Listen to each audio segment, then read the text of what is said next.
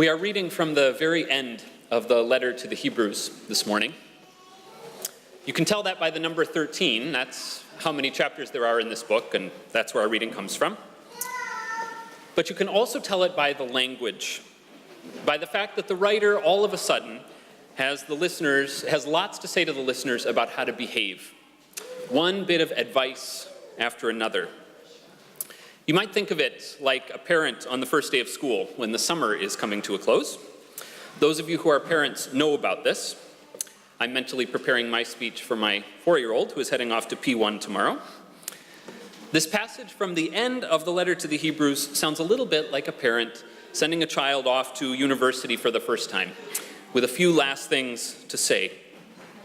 Now remember to be kind to others and do your homework and write to your grandmother from time to time. And be sure you don't just eat ice cream for dinner every night. And wash your clothes every once in a while. And you know you can't just shove your nice trousers in the washing machine, right? You have to hand wash those or take them to the dry cleaner. You know this kind of speech, right? If you haven't given one, you've probably received one. I think it's probably more for the parent than the child, actually. Not that it's bad advice or anything, but really, who's going to remember all of that with the new year in front of you? The clean notebooks, the new teachers, the new students. Still, you have to say it, right, parents? You have to give those words about what you really want your kids to remember, what you really want them to carry with them into a new year. You have to say it, even if you know it might be too much for the moment. There's a fancy word for this in Greek, paranesis. It's not a medical condition. It's this kind of moral exhortation, given rapid fire, one command after another. And it often seems to come at the end of a letter. You find it in lots of Paul's letters, and you find it here at the end of Hebrews, this letter written by somebody other than Paul. It's the sound of the writer wrapping up, giving his readers some last words before they head off into the first day of the school of Christian life. I actually think paranesis like this is lovely. It's meant to remind hearers of the kind of life that's expected from them, to remind them of who they are. But it's probably best read slowly and digested over time. When you try to take on a section like the one we read this morning, all at once, it can be a little bit overwhelming, to say the least. To paraphrase, be sure you love each other well, and always show a warm welcome to strangers. Take care of those who are in prison, and don't forget about those who are being tortured. Honor the covenant of marriage, follow the example of your leaders, and whatever you do, don't be greedy. Now go out and have a good first day of school. It's a lot to handle, isn't it? The effect of all that exhorting can be exhaustion, which isn't what the writer means. But give him a break. It's what parents do. It's a lot to handle, but right there in the middle, I find an anchor that helps to hold all of this together. Right after that part about not loving money and about being content with what you have. For God has said, I will never leave you or forsake you. So we can say with confidence, the Lord is my helper. I will not be afraid. What can anyone do to me? Right there in the middle of all that exhorting is a word about fear and about where we find the strength to live in a different way, unafraid because of God. I heard an American politician ranting recently, I won't say which one, saying that all citizens should be very afraid.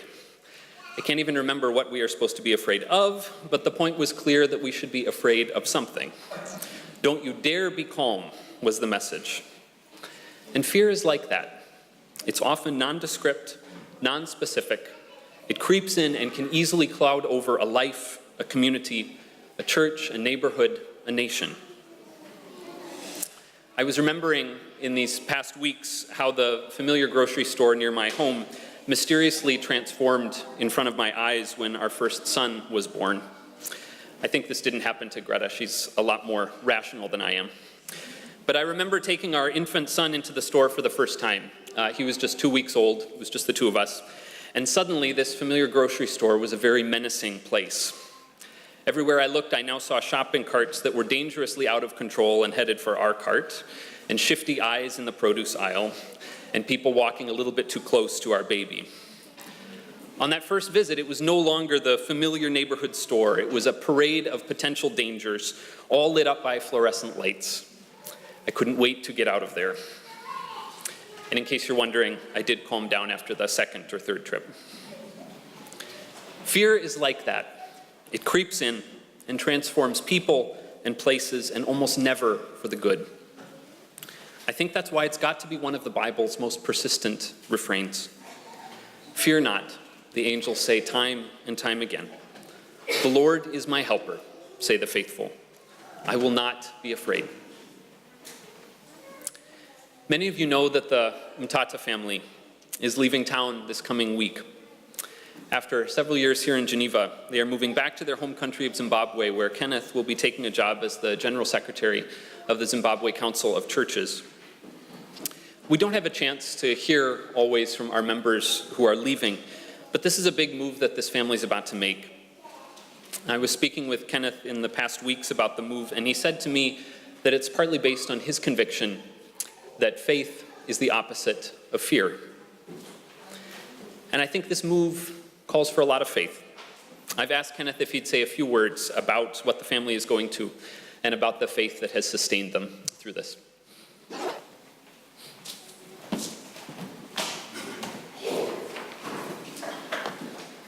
I think the idea that faith is the opposite of fear makes me a little bit uncomfortable, because even though we believe that God has called us to take up this new responsibility, it does not mean that we are not afraid.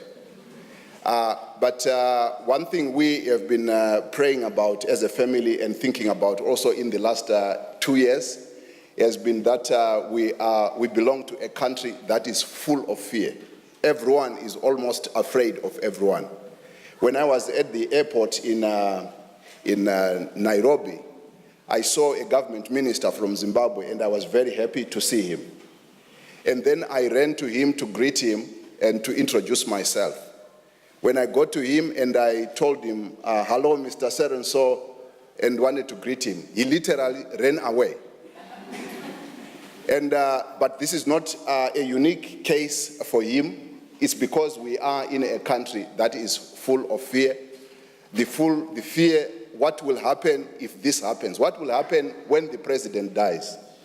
What will happen if the current chaos continues, if the current protest continue? But we also realize that it is possible in a country which is almost 80% Christian for us to go back and draw from our faith resources and maybe use these resources of faith to address some of these fears. And that's why we responded to this call that we can go back and work together with churches and maybe exercise some bit of that faith. It does not mean that we are more courageous than anyone else, but we believe that at this point in the history of our country, some people will need to exercise their faith, even in the midst of fear. Thank you.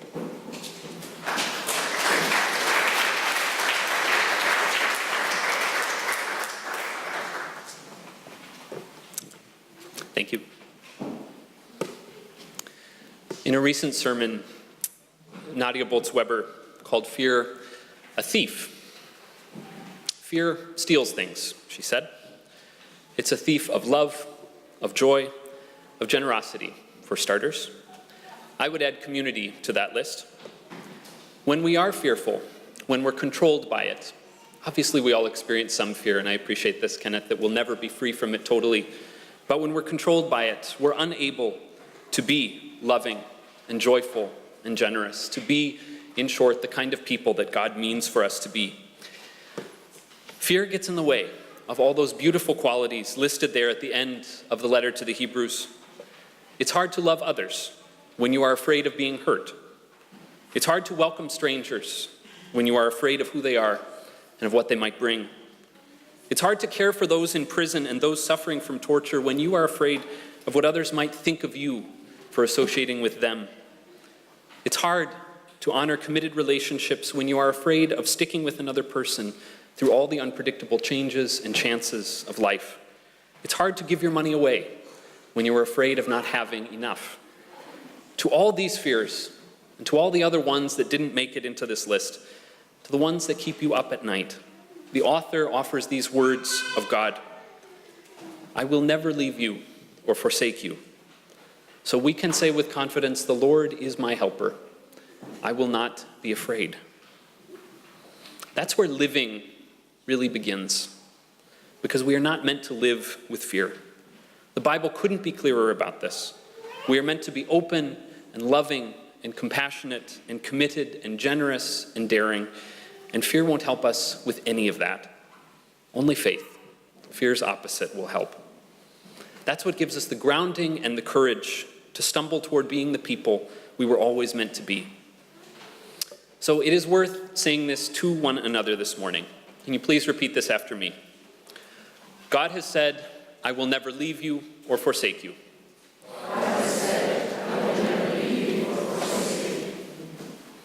Hear those words in all those voices of this room, and maybe hear them as words to send you out into a new day, a new week, a new school year, a new calling. Let them sink in deep. There's no telling where they might take you. Amen.